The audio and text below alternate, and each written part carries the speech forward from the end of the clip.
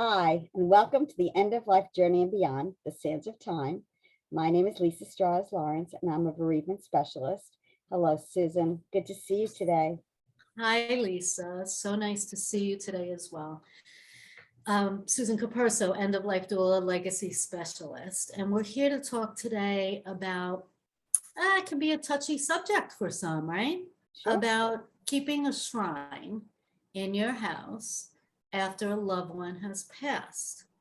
Now, many people have different feelings about that. Some think, oh, that's a wonderful, beautiful thing. To the person whose loss is the strongest too, maybe a spouse or a mom, or, the shrine's okay for them, but maybe for the rest of the family members, it's not. So we're going to talk a little bit about different scenarios and how Lisa and I have kept shrines in our own personal situations. And then we'll talk a little bit more, but welcome, Lisa. You can begin today. Let me start out with a trauma. So my grandmother lost her daughter. I was 2 years old. My mother was 26.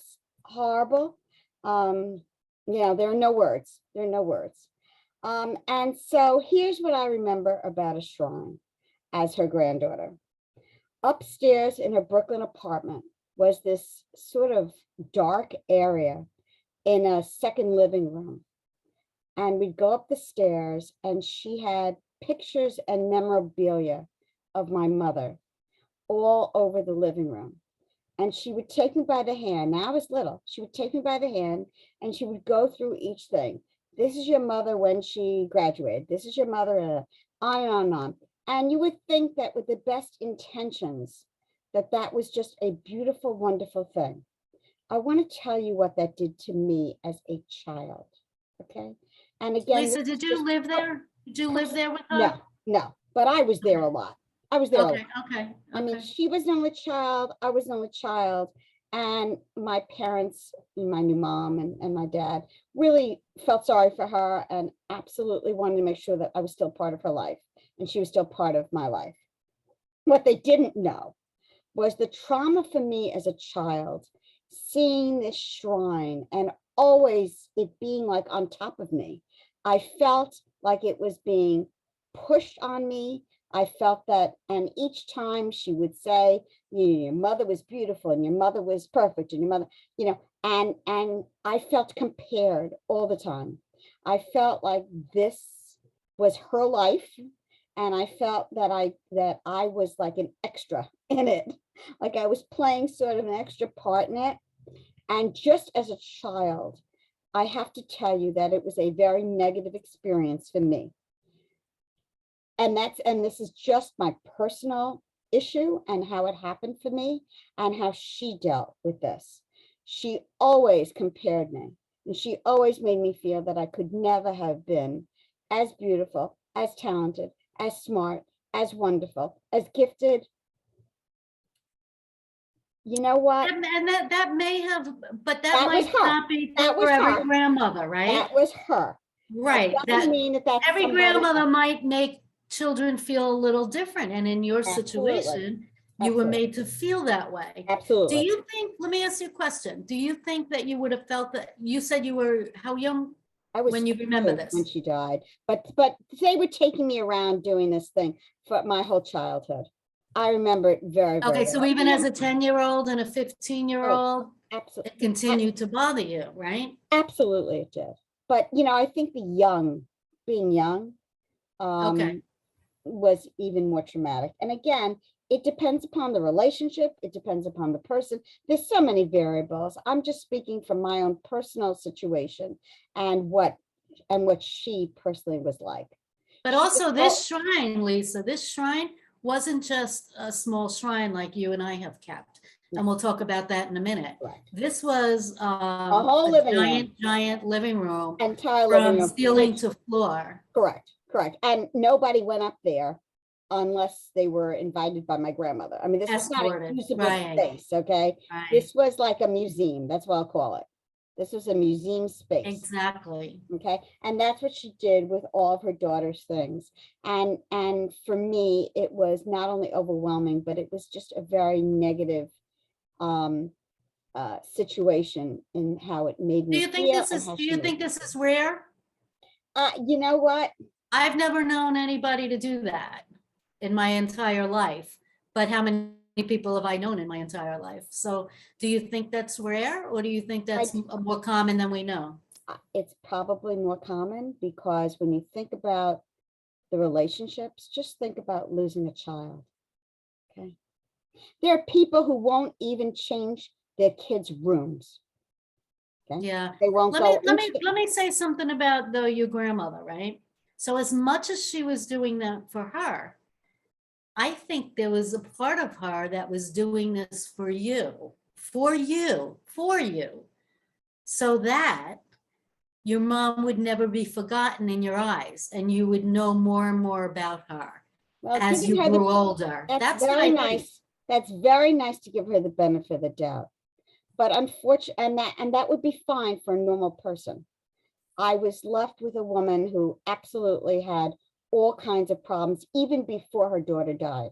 Okay. Okay. So if you knew her history, you'd see that she was a very narcissistic person and the world just revolved around her. Okay. So that And was a different believe me, I learned a situation. lot about my mother, and my parents were very open about everything about her, pictures and movies. And I mean, so I knew a lot, but this It was shrine, a little too much. Yeah.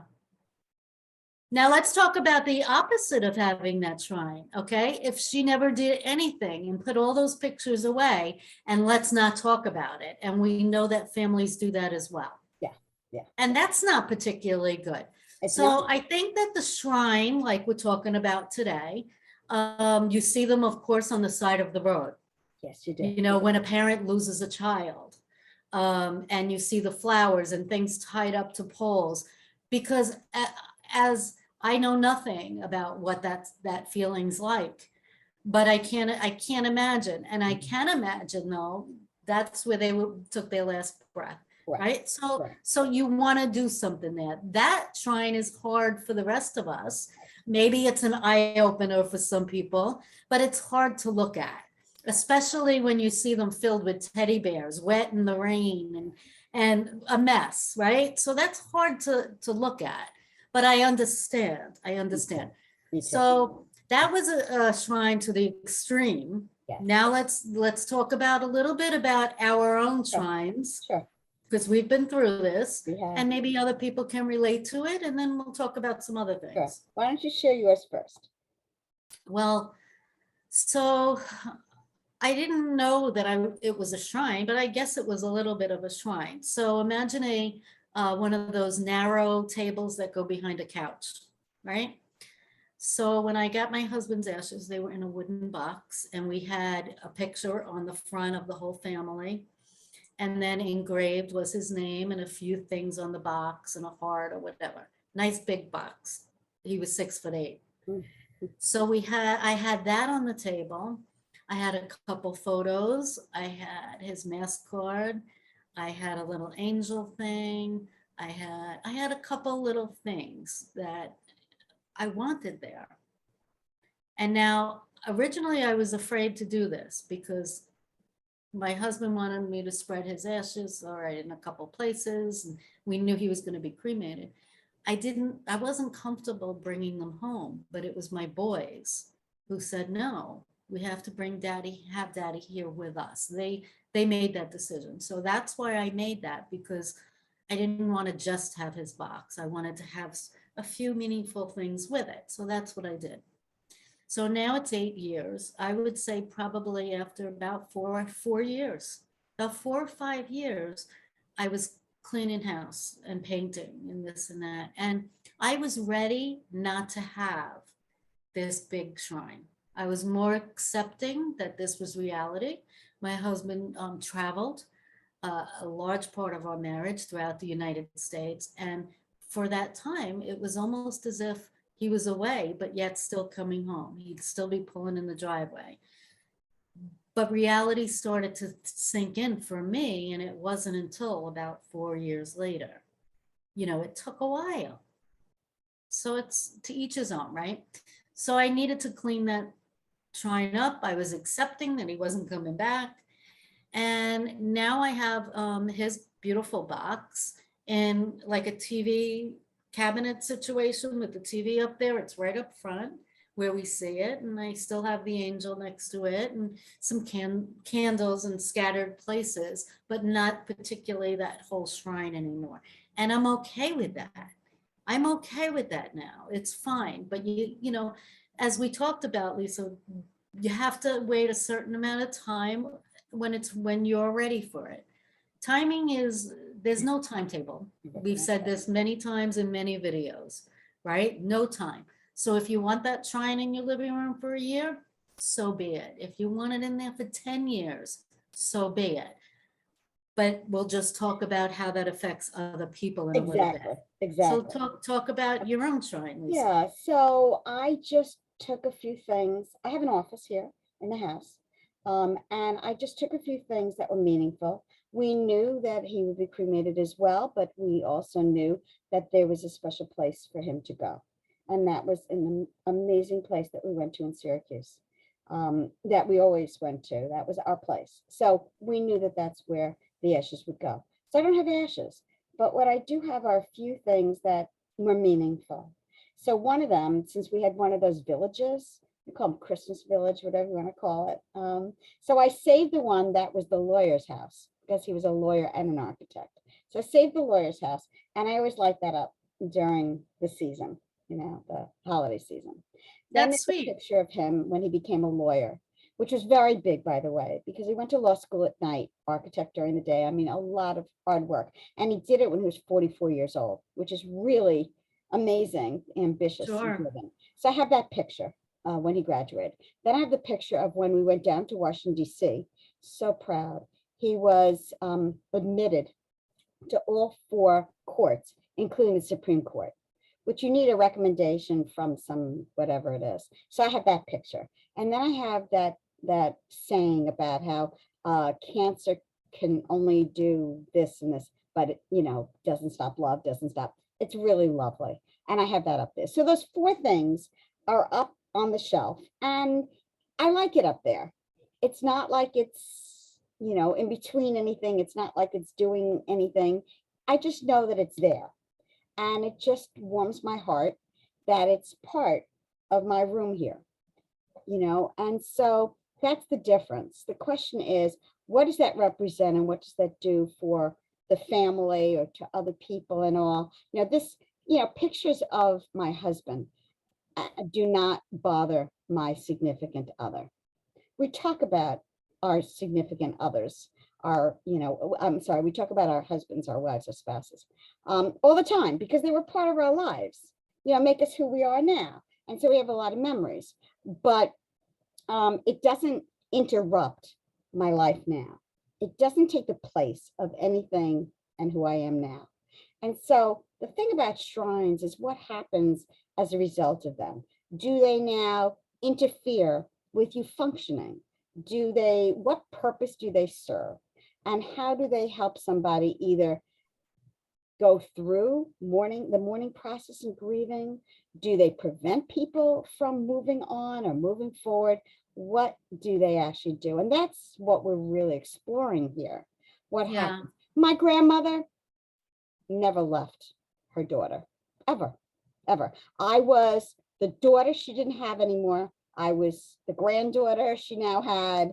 I was, I could never have, and so she lived that all the time.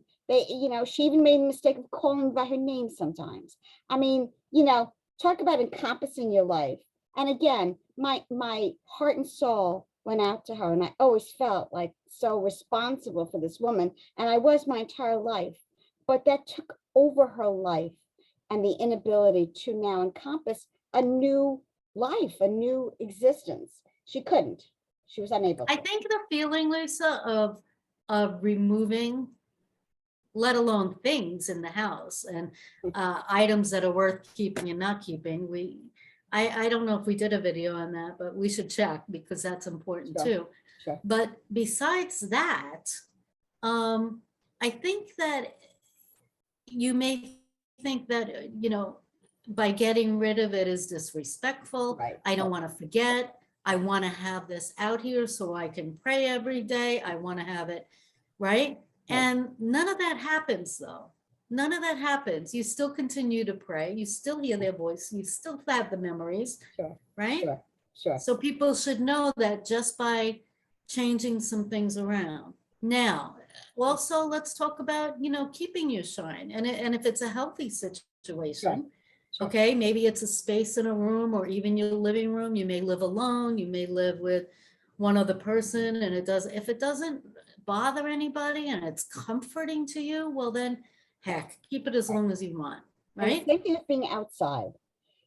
People bury their pets in the backyard and they have a little stone and stuff with paw prints and, and things. And sometimes people make like a little garden or a little area or whatever. That's fine as well, if that serves that purpose.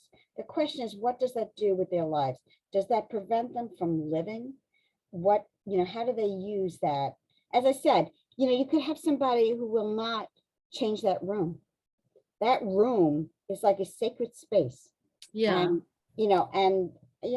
you worry about that because, hey, I think that can cause a little more harm in the end yeah, by yeah, doing that. Because even though you're clearing out a shrine or you're clearing out a room, in no way are you clearing them right, out of your memory right, or your heart. right, That's never ever goes away. right, But I think you're doing a disservice to yourself to have the clothes all in the closet and yeah. in the drawers and everything the same as when they were there. Yes. And, Um, and you know, again, personally and professionally, we look at things and we say, okay, everybody's different. We understand that. We understand everybody's journey is different. True. But the real question is, how is that person moving forward with their lives? Are they able to now continue their lives and make a new life for themselves? Make that life, right. after. And that's the real question. And that's So why the my online memorial, by the way, is helpful, just because it's a place that you can go and you can still have your flowers and you still have your candles, that's but it's right. online. That's right. And I thought of another one. My aunt, my uncle passed around the time my husband did, and my aunt never had children. She does live alone, so she could have left everything. But he had one set of dresser drawers, and it was in the guest room that he used. So she still has a couple things on top, like where he put his change, maybe a cross or something spiritual. She has a few things on top, but then the top drawer he kept his wallet, it was like a sort of a little junk drawer for his stuff, Right. right? And then his clothes and all the other drawers. It's a big set, old-fashioned dresser set of drawers. So what she did was clean out all the drawers, donate, most of his clothes, and then kept that top drawer. And Mhm. then the other drawers she used for other things, like wrapping paper and ribbons and boxes that she uses, and like creative things. But she kept that top drawer and then just a couple things on top. And I think that's okay. That is okay. It's in the spare room. Yeah, It's not bothering anybody. It doesn't bother me when I go there and stay with her. sure, I sure. think it's kind of nice to have his memory Yes, in the house. yes, yes. So there's different things. I like how you brought up the memorial garden. I think that's really nice if you need a place to sit and breathe and meditate and pray. If you have the space, not everybody does, Sure. but a little bench by a tree, you can get little stones made up with messages on them now and their name, plant a couple nice plants and have that separate space for yourself. Really, not to get it out of your house because it's bothering somebody else, but for yourself, a beautiful space. So look how many benches there are now when you walk around the lakes, and they have the person's name and they Yeah, usually have dates and they usually have something, a phrase or something. And you're having just walked around Argyle Lake and seen yeah. these benches. Um, that's an interesting, way of, It is. And I'm glad you brought that up because I don't know what it is about that. But if that was my family member, same thing with I volunteer for a hospice out in the Hamptons out east. And they have people, you donate, of course, a certain amount of money.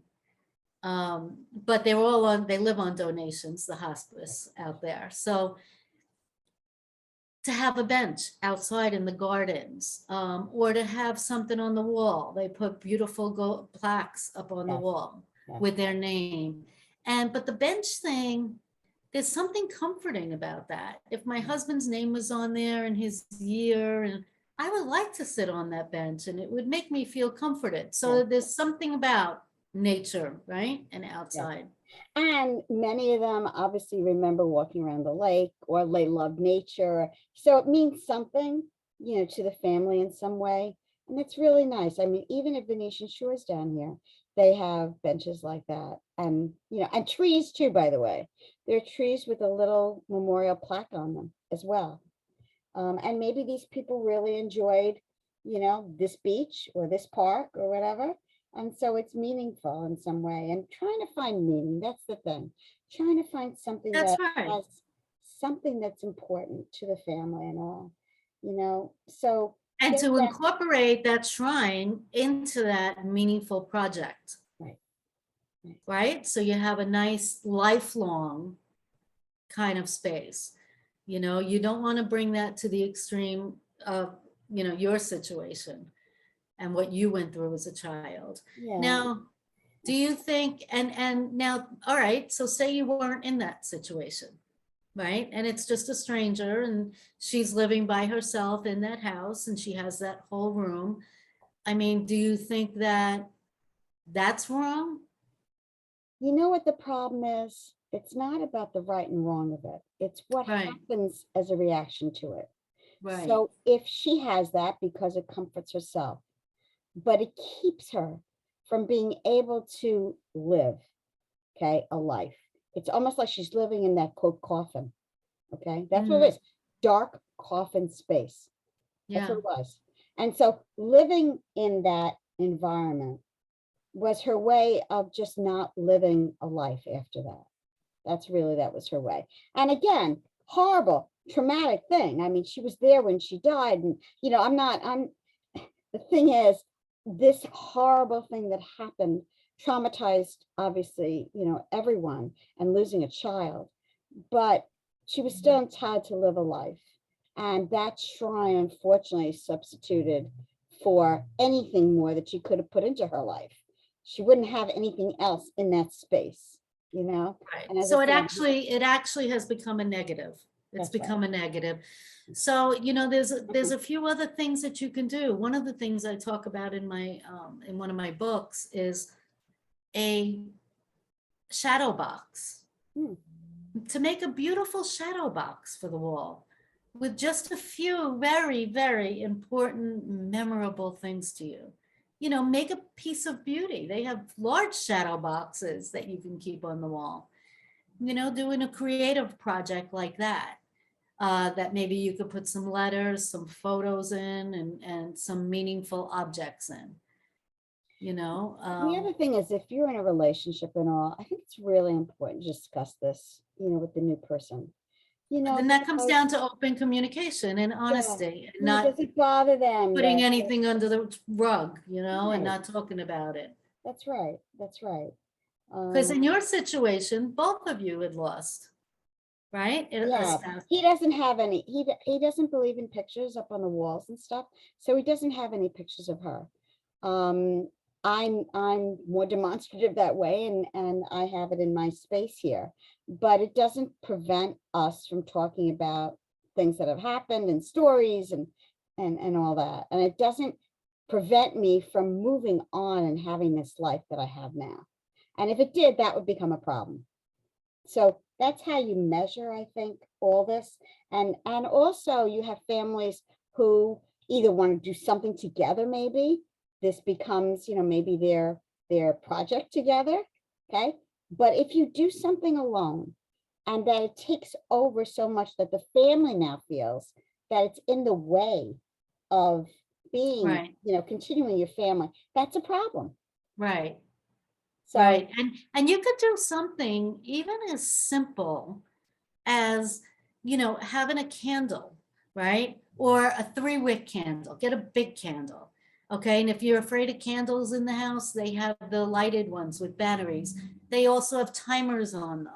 So every night that 3-wick candle will come on. In front of it, have their picture, right? Or the picture of the two of you, and maybe have something else right there.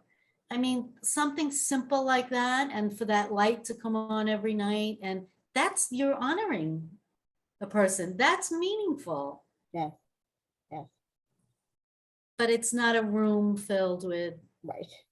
And it's not a stuff. closed room that has everything the way it used to be. That's, and horrible trauma and horrible things, tragic You know, things. but one thing we don't know about, Lisa, and we don't know everything, We don't. right? We do our best to educate people on things that we do know in these videos. So I'll be the first to say that we've never been in this situation, Mhm. but for parents who've had children, young children, okay, maybe that room will stay that way for a while. And who's to say that's right or wrong? I know. We're not That's right. saying that. We're not. We're not. Every situation is different, It right? is. It is. And every person is different and how they're going to deal with life. Mhm. We want to encourage people to find the things that are therapeutic for them, that help them, and that celebrate life and that celebrate the people we loved who aren't here anymore. Mhm. But we also want them to be able to have a life afterwards Right. somehow. And everybody's version of that is different. And shrines have been back Yeah, thousands and thousands of years. absolutely. So in no way are we minimalizing having a shrine, because it celebrates, the person, and you're keeping them alive, and you're keeping them present, and there's evidence of their life that once was. So we're not minimizing it. We're asking you to maybe think outside of the box a little bit if it could be inhibiting or becoming a problem. Maybe you can take that and change it in another way into something a little bit different. Yes, and involving the family, because the family Yes, together is just so therapeutic to know that together you're memorializing that person and remembering them in a way that the whole family feels they've been part of, which is right. really nice, you know. Listen, Yeah, that you would be know, a beautiful thing if if there was, say there were 5 immediate family members, to ask them each to choose something that reminds them of that loved one, who's passed, and maybe ask them to give you one thing. It could be a coffee cup, it could be a little photo, it could be anything, and then to make up something new, yeah, right? yeah, you know, life is not easy and life is very precious. And we're talking about so many things that are so sensitive that people don't really discuss. But our our therapy here is to help people get in touch with their feelings and their options and to understand why they do things and to help them through a very difficult time in their lives, because we really believe in celebrating. So whether those people are here or not here anymore, we're not telling anybody to forget them. They are always in your hearts. They are always part of your life, no matter how happy, no matter how you've moved on, no matter what's happened in your life. And so people have to find their personal way, their personal journey. And And shrine, part of that grief process, though, it is. part of mourning and grieving for that person is to celebrate them. Yes, yes, That they were here for so long. yes. And life is very short. We talk about that all the time, but just because life is short, you are the pilot of your own plane, really. They say all the time, and they used to do the God serenity thing. You remember the serenity prayer? I used to have it on my college wall, you know? And so we all know that you can't change what happens, you No, know, but we can change what we do about it. yes, And that's so important for people to understand that it you're is not in because charge of that's how right. you react, of how what you do, of what your decisions are. That's your choices. Those are your choices. Um, You know, you and surprisingly, you turned out so well, Lisa. Surprisingly, because I have to say that that whole situation that you started this video with is a little creepy, but daunting, and all kinds of different feelings and emotions. But had she, had your grandma put two or three pictures on a table, right, with I don't know, one or two other tchotchkes, she had a choice as being her own pilot of her own plane. She had a choice to have that room upstairs or to have that little table downstairs and constantly be telling you stories about your yes, mom, things she yes, did when she was little, yes. and I talk never heard about those her in a things. more celebratory way. Never heard any of those things. I Okay, think, never. but maybe she just didn't know better, and she was trying to help you and help herself. I'm not sure about that Yeah, one. listen, it was 1956. The 50s are very different from now. Life was very different. Yeah, And you know, the circumstances. And I will credit my parents for absolutely giving me the most incredible unconditional love and the feeling that I could just be who I was and that it didn't have to be that person who died. And I didn't have to be a substitute for that person, because it's a huge responsibility to grow up feeling like you have to be not only a granddaughter, but the daughter that somebody lost. What a huge burden on a child. I'm sure people do it all the time. But my parents made me feel that I was good enough, that it always be good enough. yeah, Um, yeah. my So grandmother was my it's all in grandmother. the choice, right? It's all That's in the right. choice. That's right. That's right. Um, My grandmother had issues anyway. This So wonderful, perhaps that's where it stemmed. That's where it came absolutely, from, absolutely. right? But So, there you are know, that's many, so history there in are itself. many ways though to come up with your Yes, own shrine in your yes. own way. And possibly even, you know, okay, so this is a shrine. Thinking of their favorite song, a song that they Mhm. loved, Yeah, a song that they loved, and to light that candle at night and to play that song. nice. That's a shrine, Nice. It is. It is.